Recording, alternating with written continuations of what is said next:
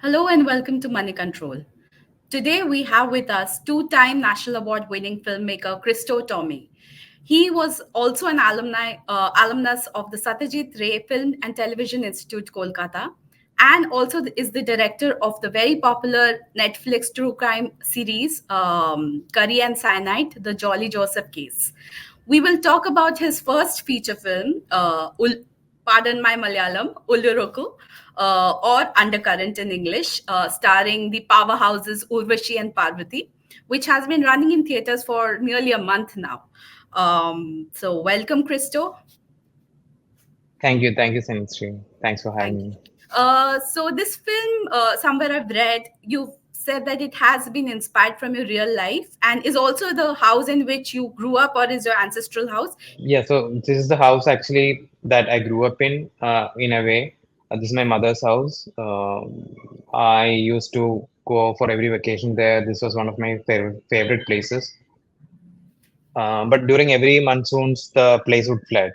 And we as children would love it playing in the floods. But the but our parents and elders wouldn't like it so much. The floods cause a lot of problems for them. So in 2005, when my grandfather died, we had to wait in the flooded house with his body. That's how the idea of the film came to me. And when I went back to shoot this film, we looked for a lot of houses. But when I was writing the script as well, this house was in my mind. And we had to look at certain logistics to kind of decide if this is the right house to shoot.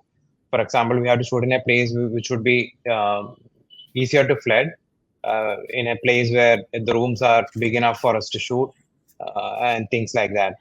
And finally, after looking at a lot of houses, we kind of finalized on this house, and we started doing the prep and all that.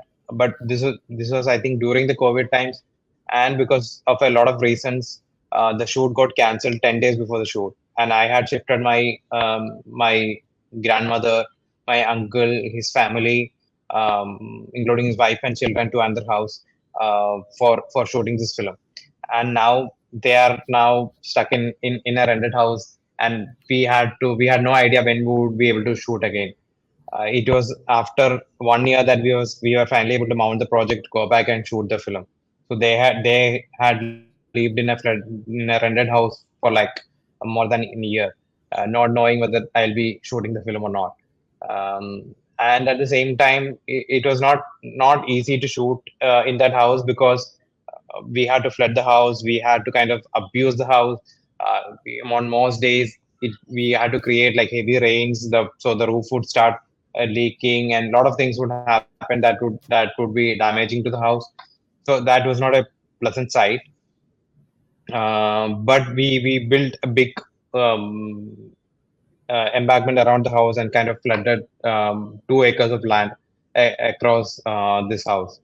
So that is how we shot in the house. And again, shooting was not easy, because we were all standing in the water, and a lot of people fell sick because they had to be in the water from morning to evening, and it was not easy for the actors to kind of be in the water at the same time, give performances for emotionally intense scenes.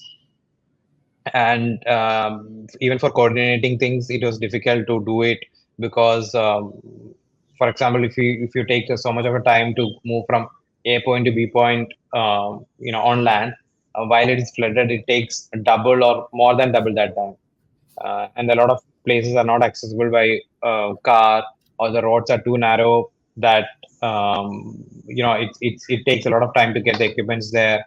And we had a lot of scenes in the river, which was difficult, because it was during monsoons we shot, and it had strong river currents, so it was not easy to control the boats. So in a lot of ways, it was a very physically challenging shoot.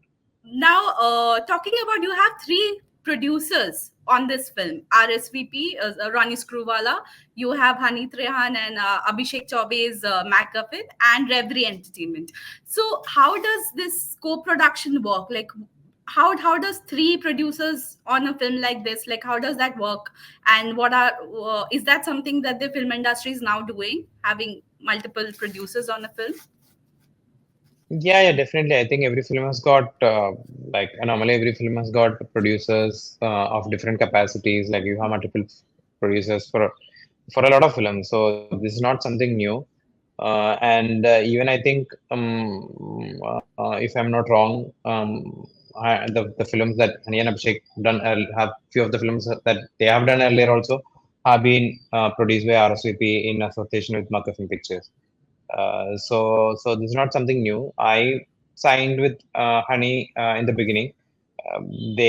Honey wanted to read the script after it had won Cinestaan, and he later came on board as the producer. And Honey brought Ronnie into the picture because most of Honey's film were produced by RSVP, Hmm. and without somebody's support, like somebody like Ronnie's support, this film would not have been possible because it is not an easy film to make for various reasons, including that it's a female-led film. It requires a certain budget because of the floods and all that. So then because Honey has worked with Honey and Abhishek have worked with Ronnie so much before, Honey was able to bring Ronnie in, and that's how both of them kind of produced this film together. And yeah, I'm also lucky, like like I told you earlier, if I can say there is a dream cast, I would say that this is like a dream combination of producers. Are more Bombay producers getting interested in producing Malayalam cinema? Uh, yeah, I mean, overall, I think, yeah, yes, I can say that. But RCP did not do it because they were planning to do a Malayalam film. They did it because of Honey. Um, they did the film, and of course, they liked the script. But it Right. is more so because of Honey they did the film. But of course, well, the Malayalam cinema is doing. A lot of people wanted to do films here in Malayalam as well. For a first time filmmaker, how did you get Urvashi and Parvathy, both powerhouses, to say yes to your project? And your short film, Kanyaka, also features Urvashi in a different way. Like there's a scrapbook, someone is just putting her photos and keeping it because she's a muse. So, you've said that Urvashi was not on your mind when while you were writing the script for Undercurrent, but she was, right, like that. Now to look back in to the short film looks like a foreshadowing that of course you will work with Urvashi. Yeah, and now if you see the film, I think it's not possible to imagine the film without her. And for me also, I wanted her to do this character very badly. So for any director, let alone when I first time director, I think it's a dream cast to have both Parvati and Urushi. And also I could bring them together for the first time, even though they've been part of the industry for so long, they are coming together for the first time. So that I think was something that I'm very happy about, that I could bring them together. Hmm. And with Chechi, I think from the first time I narrated the story, till the film was shot, there was a long gap, and I was in constant touch with her. And film got postponed for a lot of reasons. But then once Parvati came on board, she was also excited to know that okay, we are talking to Urvashi, and then Urvashi came on board, and then things happened from there as soon as both these people came on board. And I think it's also because I feel like every film has got a destiny. But I had in my mind that if I was making my first film, then it has to be around this story about a family getting trapped during a flooded house with a body waiting to do the funeral. And the reason why I had Rushi in Kanika is also because she's kind of she's a legend. She's one of the greatest actors the country, and also because she was part of, I think, every Malayali household.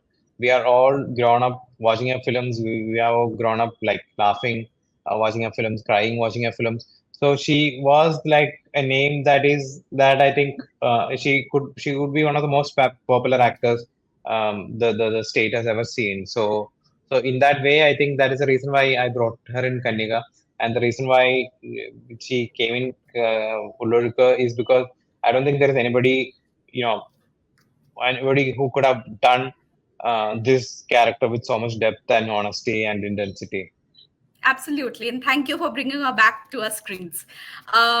You've also said your films until now have been have had dark and serious themes, but you've said you're open to making comedy films. So we hope that you make one with Urvashi because she's great comic timing. There's a lot of debate that has been going on in the Malayalam, especially this year, Malayalam film industry with the blockbusters like Brahmayugam and Manjummel Boys and Abhishek. A lot of these films are male centric and male oriented, and even if there are women, they just come and go.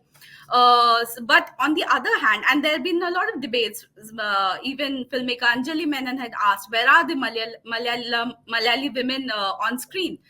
But on the other hand, there are one-off films like yours and Anand Ekarshi's powerful film Attam.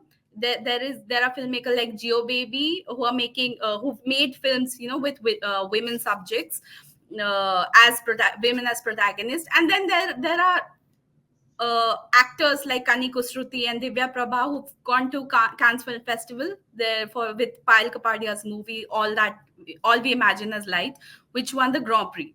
So, do you see yourself playing a part in sort of changing that narrative? Because a lot of people have been also saying, is Malayalam cinema becoming regressive after having been, there's been a renaissance in Malayalam cinema? First, I think if even for me, if talking from my personal experience, it was difficult to mount this project because it was female led. I mean, I could be wrong here, but I think what the reason is that because the female led projects might not be turning in the numbers on your opening days. Again, talking from my experience, I would say that even when I was telling that, okay, I did this film to like layman, and they would ask me who plays the lead in your film, and I would say Parvathy and Urvashi, and they're like great actors. And Parvathy has done a lot of big films, and same with Chechi, she has been a legend. Yeah, but then they would go on to ask like, but who is the male star? So I think for a layman, in a lot of ways, for them, the lead of the film they see as a male star. For them, that is what lead of the film is. Another reason I think is that, of course, I think maybe there are more number of male writers and directors also in the industry. That could also be the reason for us having a less number of female-led projects. It's not mandatory that only female writer can write female characters. Also, what's interesting is the minor characters in your film. Each has his own secret, something they're hiding. Especially the mother character. It was quite interesting to see that angle to a mother-daughter relationship, where she wants her intentions are good, but she did something against her daughter's will. So talk a little bit about the mother character, and then talk about Rajiv, the guy Anju loves and wanted to marry. How important was to bring in the angle of an interfaith love? Was it like a conscious decision in keeping with the times that we are now in? Just these two things, if you can talk about. Just give me 1 second. Yeah, so with the mother character, I think the idea was to kind of I wanted to bring in these class differences into the picture. That Leelama's family was of a little bit higher financial position than Anju's family. So these are the things that I've seen and heard of or while growing up. So I'm aware of these things. I'm sensitive to these things. So I wanted to bring those layers and dynamics to the story. And even with the mother's character, or for any character in that matter, I wanted them to kind of have their moment in the story. For them to have an agency, or from them to have an impact on how the story kind of um, takes shape. Because if you remove any one person from the equation, the story would not have happened maybe in this way. So that I was adamant that I wanted all these, even the smaller characters, to have their moments in the film. That was Hmm. something that I kind of was keen on having. And with Arjun's character, what is your question regarding interfaith, right? Interfaith love, in keeping with the times, was that a conscious decision? Yeah, so because I have grown up in a very conservative Christian family, marrying somebody outside from that faith would be, unthinkable. That would be disastrous for the person and for the families and for the community as well. So that is something that I have grown grown up watching and grown up hearing, and I know about how much of an effect it can have on a person or on the family. Of course, Okay, now I mean maybe the things have changed a little bit, but I wanted to address these things which I have kind of seen growing up, and because once you're also coming from a conservative hmm, society or a family, these things matter a lot. I'm sure that even in the so-called progressive families from urban places, you would have similar kind of problems, like if you're marrying somebody outside your religion, or you're marrying somebody outside your caste, or you're marrying sure, somebody which is not at par with your financial status. You could sure, run into trouble with your family and a lot of things. So this is absolutely, our absolutely. situation. Yeah, so I want to kind of reflect that. Yeah.